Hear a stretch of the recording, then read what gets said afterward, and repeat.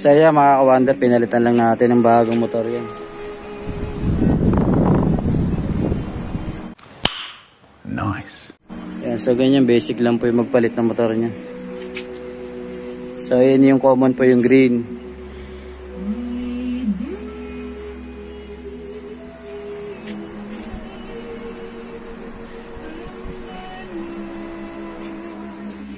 Patayin po naman natin.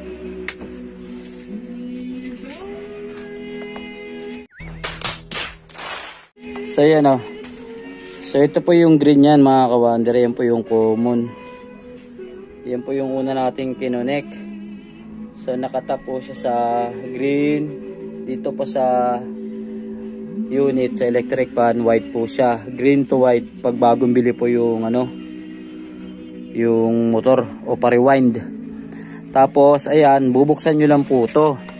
Makikita nyo po yan dyan yung numbers. Yan, yung 1, 2, 3. So dito naman po sa bagong motor, bagong rewind, yung 1 po nito, ito pong ano, gray po. Tapos itong sa motor, white. So yung red po, yun po yung 3. Tapos doon naman po sa unit, yellow. So para hindi po kayo malito, ito po laging tatandaan nyo. Yung number 2 po dito sa rewind, black po yan. So hanapin nyo lang po kagad yung black na yan. Ayan po yung 2. Tapos hanapin nyo po dito sa loob, yung sa gitna, yung 2. So ayun po yung black. Yun po yung red. Ayun po yung 2. Kaya hindi po siya magiging ano, colors to colors. So susundan nyo na lang po yan. So basic lang naman po yan. So kailangan nyo po kasing buksan yan dyan. Yan. May 5 tornilyo yan. So yung isa po wala yan. Sa ano lang yan. Adjuster lang po yan dyan sa ano, para hindi po nalalaglag o nauhugot tong ano.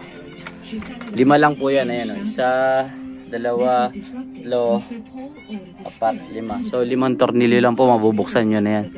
Oh my God! So ganun lang po yung pagpapalit ng motor. So okay na po ito mga ka-wonder. A few moments later. Yan, so ayan mga ka-wonder, okay na to. Ayan ang gumagana. So pinalitan po natin ng capacitor din na bago yan. Wow naman! Wow! Wow! Yan o, 1,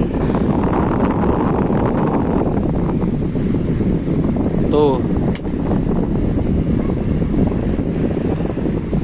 3.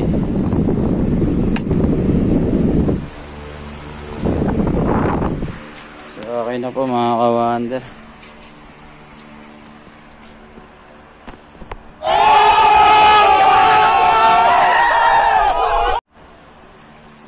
Yan, so pwede na po natin i-deliver sa ano to, nagpagawa.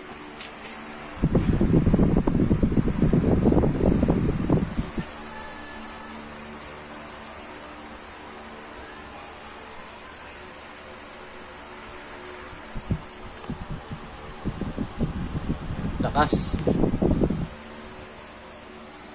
Number 3, walang ingay. So motor lang po yung pinalitan natin yan. Hindi po natin ginalaw yung sa ano yan, sa bushing, sa shafting. So nilagyan lang po natin ng isang spacer, yung naputol po. Tapos niliha-liha lang natin yung ano, yung bushing at shafting. So okay na po ito mga ka-wonder.